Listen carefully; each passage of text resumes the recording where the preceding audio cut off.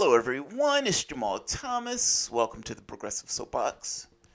This one should be relatively quick. I just wanted to bring a quick news flash. Bernie Sanders has called for the abolition of ICE. He was waffling on this one. People wasn't necessarily sure where he was going to go, but he eventually comes out with a series of a Twitter storm that makes his position clear. Thing is, I don't think the public is on our side on this. There was a damning poll that came out, and I sat there and I read it to my wife, and my wife was like, that bad? I said, yes, it was that bad. Where you had like 69% of the public, for the most part, does not want the abolition of ICE. Now, mind you, they don't know any better, meaning they don't know that there was something there before it, but from a political standpoint, that doesn't really matter. In their heads, they've made this association with abolition of ICE to open borders, which means the argument itself can be pigeonholed in a way that Trump wins on that argument. I hate to read it, but the question becomes, what do you do as a political entity when the public is against you? I'm sorry, I'm looking for that specific article. When the public is against you on that specific thing. But just to go through Sanders' part. So this is HuffPost. Bernie Sanders calls for abolition of immigration system restructuring ICE. He's been waffling on this, and he's been getting criticism for the waffling on this. If there was waffling, I suspect the waffling was the politics matter. The politics matter. And they matter, let's do the story first, and we'll talk about it after. Because there's something to be said here, and this is not the easiest terrain to traverse for a lefty. But it's not the easiest terrain to traverse for a lefty because of the disrepair or disrepute that Democrats have left the left in. Meaning, they have taken you so far into the weeds, they've diminished you to such a degree the immigration issue gains more potency for the right because the right can essentially castigate bottom groups against one another. Fearmonger. Senator Bernie Sanders is now calling for the abolition of our current immigration system and a restructuring of immigration and custom enforcement after facing criticism for dancing around the issue. In a series of tweets on Tuesday, the 2016 presidential candidate took a clear stance on the agency and reminded followers that he voted against establishing ICE in the Department of Homeland Security when they were proposed 15 years ago. That's called being on the right side of history. That always feels nice. I told those bitches so. I told them so. I love it. In 2002, I voted against the creation of the DHS and, God damn it, go away, go away. In 2002, I voted against the creation of DHS and establishment of ICE. That was the right vote. Now is the time to do what Americans overwhelmingly want, abolish a cruel, dysfunctional immigration system that we have today and pass comprehensive immigration reform. That would mean restructuring the agencies that enforce our immigration laws, including ICE. We must not be about tearing small children away from their families. We must be about deporting dreamers, young people who have lives in this country who have lived in this country virtually their entire life. Jesus Christ, I can't talk. We must not be forcing over 100 million undocumented immigrants whom have been here for decades to continue living in fear and anxiety. Congress must do what American people want. Let us create a humane and rational immigration system.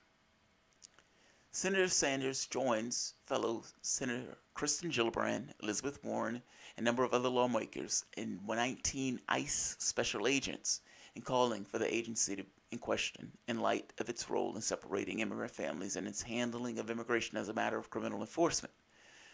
Late last month, Sanders caught flack for sidestepping the question from CNN's Jake Tapper asking if he abolishing ICE, favored abolishing ICE. All right, so I want to talk about the reality of this. Sanders is wrong. The public is not with him on this. I would like to think that the public was better, all that stuff. But fact is, when you're looking at the polls on this, no, the public may not necessarily like you ripping mothers away from their kids. Full stop, they don't. By the same token, they also believe that borders, immigration, needs to be enforced. They're against sanctuary cities. They're against getting rid of ICE by a tune of like 80-something%. The number is obscene. The number is utterly obscene. My wife was like, that high? I was like, yes, that high. That says we don't want you to abolish it. Those people don't have a memory that there was something there before ICE, and many of them may think open borders. The argument would need to be made in a way that gets across to them that that's not the case, and gets across to them that what you're talking about is a better option. Because right now, they don't see it. The second part to this that must be understood is that taking out the thing for the moment, just focusing on Americans, not necessarily on the reasons of people coming here.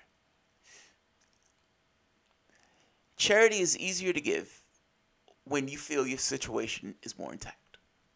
Meaning, if I'm doing okay, I am under less pressure to not give. It doesn't hurt me as much. My resources are not necessarily in threat, you could say. You could make a point that says morality or rationality is an emergent quality. Let's say morality. It's an emergent quality. Well, same thing here.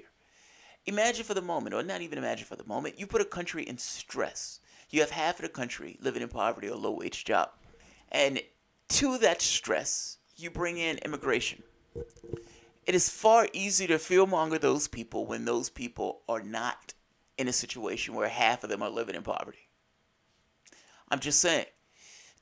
The fact, or having Democrats slide so far to the right and using one policy after the next that does not actually address the problems that are facing these people. 95% of the wealth going to the top 1% under Obama. 95%. That's not a recipe for people being all that comfortable with immigration. I'm sorry, it's not. You're always going to have a section of the population that's iffy about it. Your goal is to minimize that particular part of the demographic.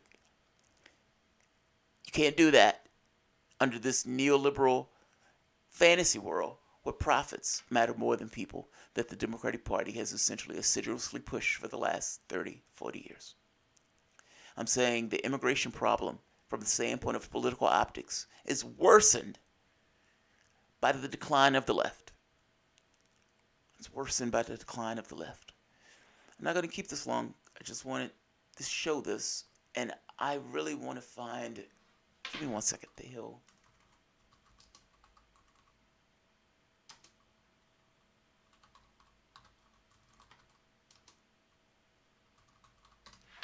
Yeah, I was shocked by the poll. Nearly 1 in 4 children has at least one immigrant parent. Wow, I didn't realize it was that. But that makes sense. I mean, Hispanics are like, what, 13, 14% of the population. I need to find that. I need to find it. Once I find it, I'll put it on. I didn't think of it as I was doing this particular article. But the numbers are stunning. The numbers are utterly stunning. And I understand it from a systemic level. I get it. I get it. I need to keep mine. Fuck everything else. I have a kid to feed. I need to make sure I'm my own person. And I am under stress. My wages haven't moved anywhere, but my bills are exploding. The amount of money I have to pay for a car, the amount of money I have to pay for school, the amount of money I have to pay for medical bills. If my mom gets sick, if I need a medication, I'm under stress. Fuck them. Fuck them. We have our own problems. I don't like this disposition, but I can understand this disposition, even though I don't like it. That is the disposition of the American public. what does the left do when confronted with that?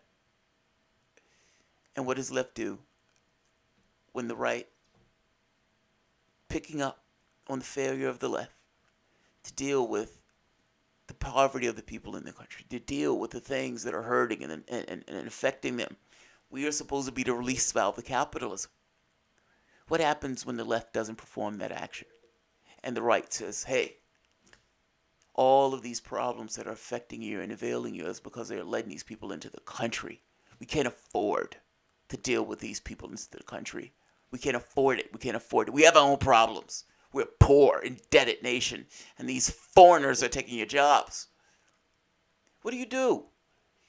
And saying, this abolition of ICE, which I actually agree with, needs to be explained. And it needs to be explained in the context to which they can understand. And this kind of why I hate these conversations, because these conversations often boil down to what's taking place at the border, and it goes beyond what's taking place at the border. And it goes into how the public is feeling about this, why the public is feeling this way about this, why is the public overly stressed about this. Part of it has to do with Donald Trump, but why can he fearmonger to such an extent on this? Why are we so callous? Why are they coming here? What reason do they have to come here? Are we somehow responsible in some way for the reasons why they're coming here?